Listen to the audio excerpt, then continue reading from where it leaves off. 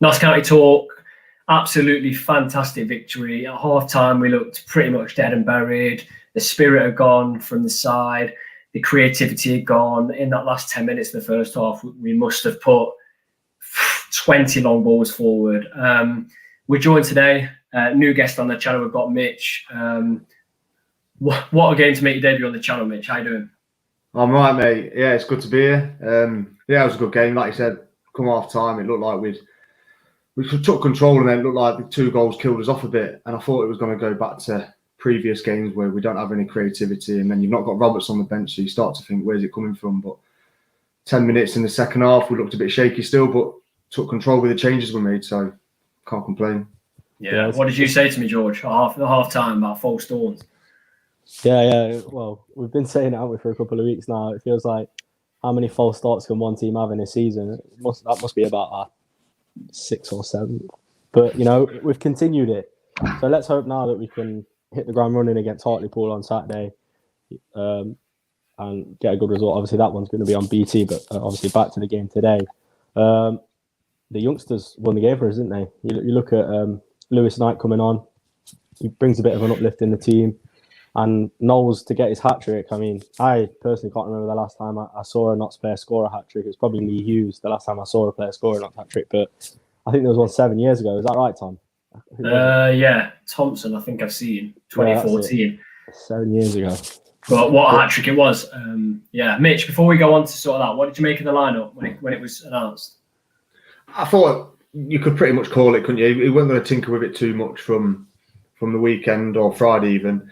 You could, and obviously someone had to come in for Wootton, and I think he went with Sam just to have a presence. But for me, unfortunately, he didn't really have that presence. But we could tell we missed Wootton, just to bully the centre halves and be big and brave with the ball. But it just took Sam too long to get into it, and then by that time, I thought it was going to be Knowles that went off just to keep the big man on. But luckily for us, it won. It was Jimmy stays on. Does that make you think, though? Such as sort of the big man that Notts all have gone on about now for a couple of seasons that we do need up top.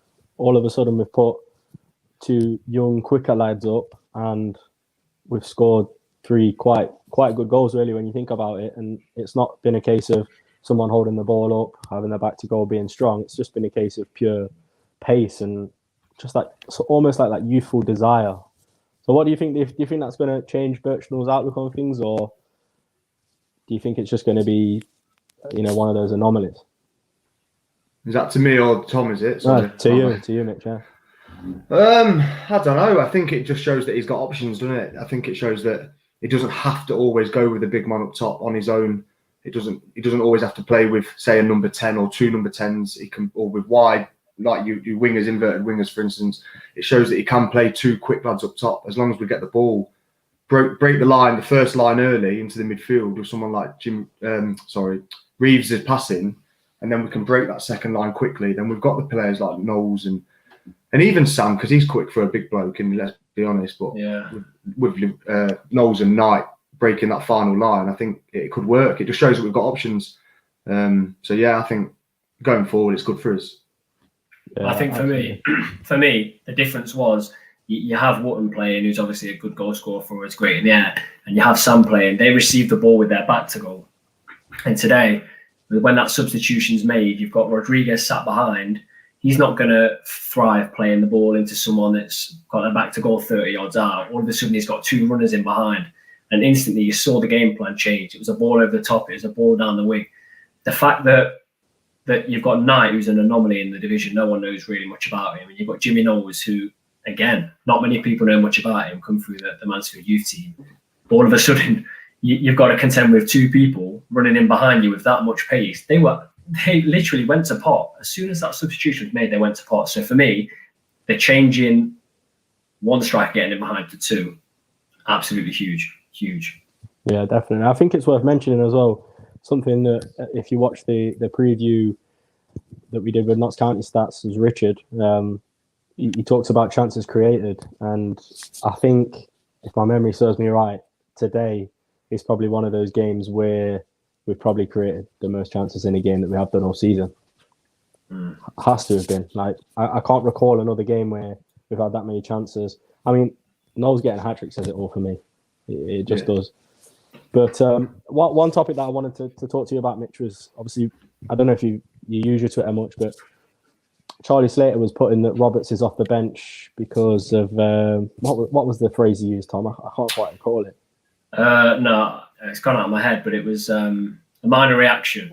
Yeah, a minor reaction to the game, the 15 minutes that he played. Now, is that something that concerns you, or do you think it literally is just that giving him a little bit more rest, or do you think he could have picked up a bit of a niggle again? I think obviously if you played the game and you've had a calf strain and you've had something. You think of Ben Turner he's constantly got a calf injury, so every time he plays, it comes back and he aggravates it again. Well, the good thing that Roberts has got is youth. Obviously, he's not 33 years old, is he? So he's going to recover that little bit quicker. But he's still been out for a long time. That's 15 minutes, and he played it at a fast pace. He didn't mess around. He came off the bench and he turned the game for us. So you can look at it two ways. You can either think, well, either way, it's going to either be a little aggravation or it's a case of let's just rest him with no disrespect. It's Woking, and then we'll have him fit for Hartlepool either off the bench or start. I believe we'll have him. I think I said to you in a message, George. Yeah. I think we'll have him off the bench for about 5 games before he starts. But that's the last 10 games then that we've got him, and that's when we need him. Plus playoffs if we can hold on to him. So. Yeah, agreed. I think he's going to be a valuable asset for the running, and I'm just praying that he can overcome the problems that he's sort of having of recent. Well, what I want to do, while we're talking about the attacking players, I want to bring Keaton's comment in. So does Wootton start on Saturday? It seems mad to say that after a suspension, Kyle Wootton is not a definite starter, our top scorer. For me, this is going to be controversial. For me, he can't start. Like that's just my point of view, because let's be honest, every Notts fan, we love Kyle Wootton, fantastic player, but he's not been on it, has he? Since really Kings Lynn at home when he got 2, he's not been on it. He's missed a fair few chances. Impossible to drop Jimmy Knowles. Impossible. He's put an 11 out of 10 performance in, and then Knight working with Knowles. For me, can't be dropped. No, I don't think Knowles can be dropped at all. But I don't know. I think it might be good for Wootton to sort of have that definite competition where, you know, he might miss the odd game, because all season he's pretty much been the number 1 man, hasn't he? But I'd like to know what you think about that, Mitch. Do you think Wootton could see himself not starting on Saturday? Or no, with any team, regardless of what he's been like over the past 3-4 games since Kings Lynn or whatever, he's still our top goal scorer. And I think that's what gives him the edge. And I know Knight was good when he came off the bench. He stretched them. And I think, unfortunately, for him, maybe, again, like Roberts, for these next 5 games, we are going to see him off the bench more than anything, because when teams are starting to get stretched, he's going to be able to break that last line and get in. Today's finishing was a bit rash, let's be honest. I think there was one opportunity where I thought he could have run into the box and made the defender think rather than just. And I think he took it from the edge of the box, and he's just dragged it wide. And I think that's why Wootton probably will start over him, and you'll see Wootton and Knowles, to be fair, because he's had a bad patch, but he'll probably start on Saturday, and they're a better opposition, let's be honest, and maybe we need him on Saturday. Yeah, actually thinking about it, I've only had a couple of minutes to think about what I've been talking, but Hartlepool, I think they'll come into the game thinking, let's not lose, sort of thing, because we don't want Hartlepool have got to be looking, and Sutton have got games in hand over them, and whilst they're wanting to get that first place, they can't drop out a second or third. So I think actually might be right. I think we maybe need that person to hold the ball up away. I don't think we're going to get the gaps in behind like Woking did. But yeah, it'll be interesting. I think Knight's definitely a good player to have come off the bench, though. You know, like in the last sort of 20, 15 minutes of a game, when, you know, legs are getting tired, like you said, Mitch, he's going to stretch the game. So I think to be able to bring someone like that off the bench, and, you know, every coach that's been over him so far at Notts has talked about how pacey he is. To be able to bring that off the bench and use that, I think that in itself is an asset to have within a squad, not just your starting 11, to also almost use your subs a bit more tactically. Because I think you look at the players that we've lost. I mean, it's another thing that we do talk about a lot, but we've lost Dennis. I don't really think we've replaced the goal scorer. Of course we have. We've got Ellis. Oh yeah, We've literally replaced him. yeah, he's not doing bad. It's a good goal from him today, I suppose. But and then we've lost Thomas as well, and I think, like Richard was saying yesterday in the preview, I mean, he was a good player for Notts. He made a lot happen. You know, dead end balls. He made something out of me, goals out of. So that's two pivotal players that we're missing there. And I just think that Knight can sort of bring a little bit of that back. You know, you can see he's got some goals in him, and you can see he wants to make things happen on the pitch. And I think he's going to be a vital player. And I also think he's going to be great when he can start games. So it's just a massively exciting prospect, I think. Yeah, bring another comment in from Colin here. It's something I was actually thinking that I want to talk about. It just shows the difference between players playing not to lose and playing to win.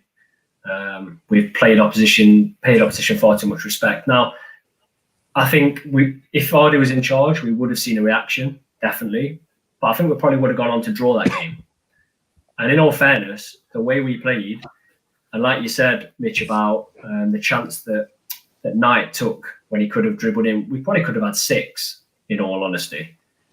And I don't think under Ardley we would have gone with that intent. I think we probably would have got to 3 and then sat in. I think that's a fair thing to say, either of you. I do. Yeah. Definitely. I agree. Yeah. I think I was a big Ardley fan. I think I said on my Twitter, I messaged on the Twitter, didn't I? And I said I had the pleasure of meeting the guy, and he was an honest. You could tell he knew the game, and there was a few things that he said to me that day that I can't really repeat. But when the season we went down, you kind of understood why. But I think, like you say, with the respect, like Colin says, I think we've gone into games this season where even though we're not scouting, I don't like using that phrase of we're not scouting, we should be, because I hate that. I don't agree that we should be steamrolling everyone, because this league's so tough. But we're going into games sometimes where we think, let's not lose rather than let's go and win it. And it's a bit disappointing to see sometimes, especially when you're playing at home, regardless of fans or anything. It's disappointing to see. So I do see his point. Yeah, I think as well, you know, I mean, not so much obviously now after the result, but at half time, me and Tom was sort of talking, and we're sort of saying that we can put out a solid performance against Wrexham, not concede. You know, don't get me wrong, they had their chances and didn't really take them, and then we come to Woking, and then it's like, you know, we've conceded 2 against a side that are struggling to score, and it's almost like I feel like that. Obviously, not so much now because we've won, but at half time, my feelings were it's like the players almost struggle to motivate themselves to play against teams that are lower down in the league. Like you look at the results we've had against teams around us, other than Hartlepool, it's been positive. I think that's pressure. I think that's the pressure. 100%. It should be easier to beat these teams. We're expected to beat these teams, not because we're not, like you say, Mitch, but any team would be expected. If you're in whatever we are now, 4th place, you'd be expected to beat a team in 18th place. But I think there is that added pressure because some people do say, "Oh, we're not County. We should be winning. We've got the biggest agent fees and wage budget or whatever." I'm just glad to see the reaction though, and actually come out second half and score 3 goals, because I didn't see it coming like we were going to. Yeah, exactly. I didn't see one coming. I didn't see one. What you've also got to remember is it's a way of showing some respect to some teams. Is we're a scout for them. That every team's coming to, regardless of where we are in the league, we could be near the bottom, and every team that plays us wants to take points off us because they're taking points off Notts County. So they come out the blocks quicker. Wrexham did it. They come out the blocks, and we had to ride the wave for 10 minutes. They did it today. Yeah, we took the lead, but they just went, well, I'll put the ball in the box then in the test chair, because that has been one of our weaker areas all season. In terms of, I know we've conceded less goals, but I always think we always leave one open at the back stick. I think against Hornchurch it happened twice. So teams just want to take points off us, and we have to respect that. But we have to then go out and put it back on them, and don't let them come into our areas and dominate.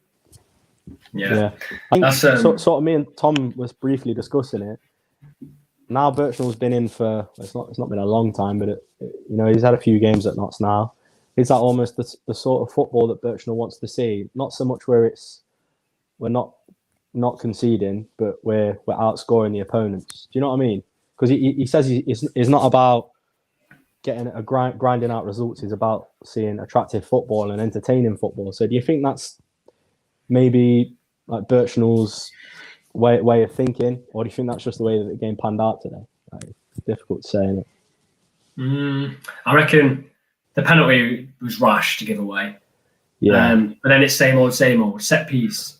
Now you've got to think we're not good at defending set pieces. So as much as you can work on the training ground, the first thing that you've got to instill is stop giving them away in those positions. Like it's easier said than done. That's the first thing. So, we've conceded a penalty, and from a set piece, from open play, were we ever really going to concede? Probably not. I think, correct me if I'm wrong, but late on in the game where Slocum makes a fantastic save and Enzo blocks on the line, doesn't that come from another set piece, I think? Yeah, it's a free kick, I think, wasn't it? So actually, in like open play, we weren't going to concede today. And you can look at it and say, well, we probably would have won 4-1 or 4-0. I think we could easily be coming away from this game 3 or 4-0, but we haven't. And I don't know. I don't know what kind of football we're going to see, because I don't think it's not like I've just said. It's not like today we were opened up a number of times and it's end to end. And the way the game panned out, it ended up end to end because they were prepared to leave one at the back against Knowles and Knight. So I think we need a few more games to see exactly what kind of football we're going to see under Birchnall. It's peculiar watching though, isn't it? When you look at sort of the stats of the game, everyone said this is going to be a tight, cagey game, and it was anything but, wasn't it, really? Yeah. Anything but. I think their commentary did not say, sorry, did they were, I think one of them said they think it was going to be goalless. Yeah. And I was like, I don't know, Did you hear their goalless They've draw. been struggling to score, haven't they? Go on, Tom. I'm sure you. Did you hear their commentary team? First half, they said Woking have got 2, and they said, and just to let you know, this is the first half, and Woking have scored 2. Like, they couldn't believe it. They couldn't believe it. I want to get your thoughts on this, both of you. So, still pains me to see Enzo so far back. I feel like the right wing back is perfect for Brindley. Yeah, I do. But at the same time, when Slocum makes that save in the 85th minute, Enzo's there to block it, pretty much on the line. I thought it was pretty good today. What do you reckon, Mitch? For me, I go back to a few seasons ago now. I think you always need a luxury player on the pitch, regardless who it is. Like I read someone said something the other day about Enzo. He just floats around the pitch and don't really get involved in the game. But when he is involved in the game, he's involved in it. He's not just there. He's not just picking it up and playing a one. He's looking after the ball, or he's trying to get the attack going. So even in that right wing back position, Ardley said it himself, you can get him on the ball more there. And then it's a case of, right, we've got him on the ball there, and then the passing is where it comes into play. Where can we get him into the middle of the pitch now? And he doesn't just sit there. He's not playing right back. He picks the ball up, he pings it inside, and then he tries to get on it further up the pitch. And I think it works. I do agree with him though. When Brindley's back, we've got, in my opinion, we've got the best right back in the league in Rich Brindley. So he's got another tough decision. I think you guys mentioned McCrory as well. He's got so many decisions to make when we get all these players back fit. But yeah, I would say don't complain too much about Enzo being at right wing back, because he's on the pitch and we need him on the pitch, in my opinion. Yeah, and I thought he actually did really well today. I think he did. I think in Birchnall, sort of, it's like a 3-5-2 in it, I suppose. He's not really at the back, is he? I think the last couple of games we've seen him where he has been like wing back, he's been quite further up the pitch, I think. In the games where he was playing in the same formation under Ardley in the last couple of games that Ardley managed, he was sat back, like on the attack. Like if they countered, he was back. Where it's not like that now. Like he's further up the pitch, and if they're countering, like he's not at the back. So I think he's definitely been instructed to stay further up the pitch.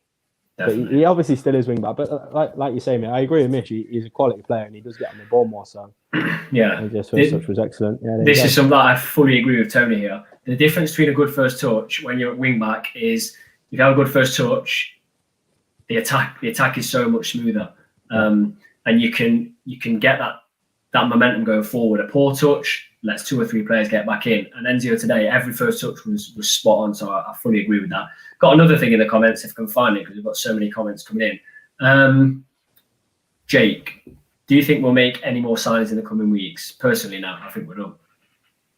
Well, we've let a lot of players go, haven't we? When you look at, obviously, one of them's down to injuries. So Wolf's gone back, hasn't he? Effiong's gone back, and is it that Richardson? Yeah, Richardson's gone back as well. So that's 3 players that have gone back. I mean, don't get me wrong, that Richardson was another right back in the club that's now got 3 out-and-out right backs. So we didn't really need a 4th, did we? No.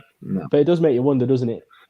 But if we were to make a signing, where would you make the signing if you had to make one? I wouldn't. I think you keep this squad now, and I think every player's got a part to play, and I think players will know that with this exact squad, everyone's going to get a game. I think, and I think sometimes the smaller the squad, the closer knit it's going to be, and the more they're going to want to fight. Whereas if you've got a player like you say, we have 4 right backs, and we've not even got a right back playing at right back. You get some players that are a little bit like, I'm not in the fight for this, especially lone players. So I think for me now, the squad's perfect. Yeah, agreed. I agree. So Torquay got a late winner. Unfortunately, that gives them a little bit more breathing space on us, but it was against Wrexham, so that's another team that can't chase us down. Sutton got a draw again. What I'm hearing is they weren't fantastic. So they're dropping points left, right, and centre here. 4 draws in 5. Hartlepool drew at Boreham Wood, who have now drawn 10 of the last 11 Boreham Wood. I mean, we're 11 behind Sutton with 2 games in hand, and we've still got to play them. We're 9 behind Hartlepool with 5 games in hand, and a absolutely massive game on Saturday against them. Torquay 5 behind, 2 games in hand. For me, I can't believe I'm saying this after half out of half time, but it's not automatic. Still up for grabs. What do you think, Mitch? Do you think we can still make it to that first spot? I've got a massive smile on face on that. So, listen, I'd like to think we can. I think, especially no matter, I don't think Sutton will go on to win it. I did 3 or 4 weeks ago. I thought Sutton would go on and win it, but they're slowly, like you just said there. Apparently, they didn't play well, and it's not the first time in the last few weeks that they've not played well. So I think it's between, and obviously I'm going to say it because we're in the top 4, but it's between that top 4 at the minute for me. I can't call it. Obviously, I want us to go. I don't want us to go through playoffs. I can't handle the agony again. But I hope we can do it. And with the squad that we've got, I believe we can. But I'm going to take every game as it comes. Otherwise, I'll lose on here. Yeah. Honestly, I think if it's a massive ask. Look, away at Hartlepool, we spoke about it on the preview yesterday. It was the worst performance of last season by a country mile. I mean, for us, I think we gave Crawford man of the match in our player ratings, and he played for about 10 minutes.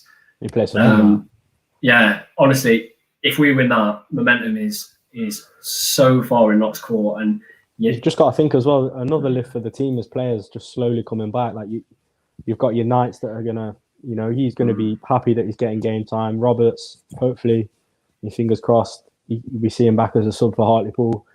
And then even like McCrory, I think when we see him back, he's going to be huge. Well, even if it's competition. You've got Doyle as well, who's going to be coming back in 2 or 3 weeks. I know a lot of Notts fans probably don't like the prospect of that, but these are big characters within the changing room. So I think once all that starts sort of tying together, and we don't hopefully pick up any more injuries or long-lasting injuries anyway, I think we can have a really good run in. I do.